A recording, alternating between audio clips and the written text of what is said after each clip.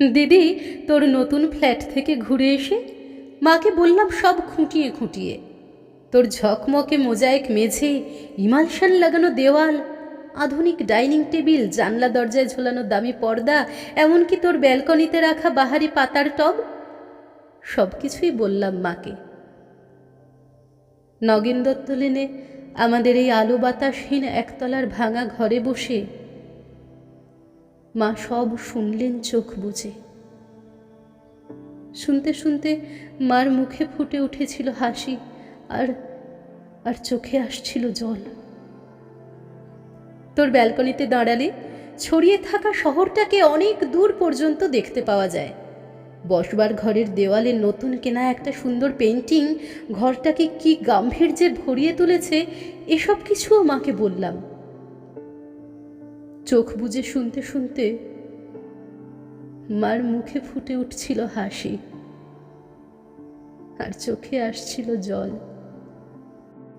তোর চেহারাটা আগের চেয়ে অনেক ঝকঝকে সুন্দর হয়েছে, ফর্সা হয়ে গেছিস অনেকটা। যদিও তোর হাসিটা আছে ঠিক সেই ছেলেবেলারই মতো।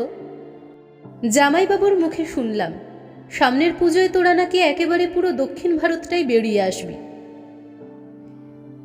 মা নগেন দত্ত লেনের অন্ধকার ভাঙাচোরা ঘরে বসে এই সব শুনতে শুনতে হেসেছে, আর কেন জানি না মার চোখে এসেছে জল।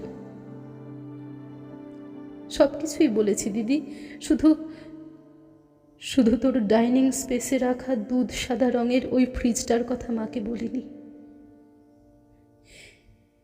তোর বিবাহবার্ষিকীর উজ্জ্বল সন্ধ্যায় তুই যখন গা ভর্তি গয়নায় অপরূপা হয়ে ফ্রিজের মাথায় হাত রেখে হাসছিলি, তখন যে তোকে কি দারুণ সুন্দর লাগছিল,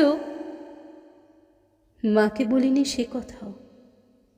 বিবাহবার্ষিকীর সন্ধ্যায় তোদের আনন্দ উজ্জ্বল অ্যাপার্টমেন্টে তুই আর জামাইবাবু যখন ওই ফ্রিজটার পাশে দাঁড়িয়ে হাসি হাসি মুখে মালাবদল করছিলি, বাবুদের রসিক বন্ধুদের অনুরোধে, আর ক্যামেরার ফ্ল্যাশ ঝিলিক দিয়ে উঠছিল উপচে পড়া খুশির মতো, তখন, ঠিক তখনই দিদি আমার চোখের সামনে স্পষ্ট হয়ে উঠছিল হাসপাতালের করিডোরে বাবার ভেঙে পড়া মুখ। ভেতরে মা তখন অপারেশনের পর অচৈতন্য। ডাক্তার এসে বাবাকে বললেন চোখটা বোধ হয় আর বাঁচানো গেল না, তাও একবার চেষ্টা করে দেখতে পারেন মাদ্রাজে, যদিও সে অবশ্য অনেক টাকার ব্যাপার। হাঁড়ি কাঠে আটকে পড়া অসহায় পশুর মতো করুণ দেখাচ্ছিল তখন বাবার মুখটা। সিঁড়ি দিয়ে নেমে আসতে আসতে বাবা আমার কাঁধে হাত রেখে বলেছিলেন, কমলাকে সারা জীবনে শুধু দুঃখ কষ্টই দিলাম, সুখ দিতে পারলাম না, আর ওর চোখ দুটোও চলে গেল, সবই আমার কপাল।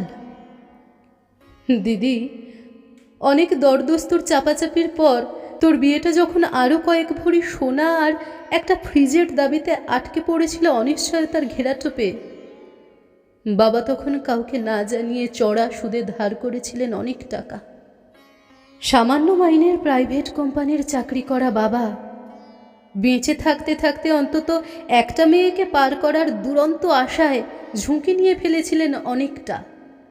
চোখের জল আর রজনীগন্ধার সৌরভকে পেছনে ফেলে তুই চলে গেলি, পড়ে রইলাম আমরা, মা আর আমি, আর পড়ে রইল নগেন দত্ত লেনের অন্ধকার ঘরে বাড়তে থাকা সুদের বোঝার চাপে তলিয়ে যাওয়া একটা সৎ মানুষ, তোর বাবা, আমার বাবা।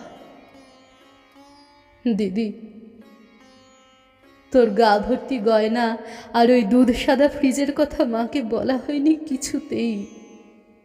দৃষ্টিশক্তি খুইয়ে বসা মাকে বাবা বলেননি কিছুই, শুধু অসহায়ের মতো খুঁজতেন মার মুখে একটু হাসি, বড় মেয়ের ভালো ঘরে বিয়ে হবার একটু তৃপ্তি। সে হাসি খুঁজতে খুঁজতে ক্লান্ত বাবা চলে গেছেন। এখন নগেন দত্ত লেনের ভাঙা ঘরে বসে মা আর আমি আনন্দেই আছি। একটা আনন্দেই বোধহয় সবচেয়ে বড়, এ বাড়িতে আর কোনোদিন সানাই বাজবে না সাহানায়। সাহানায় সানাই, রজনীগন্ধা, বেনারসি, হইচই এইসব অপ্রাসঙ্গিক হয়েই থেকে যাবে চিরকাল।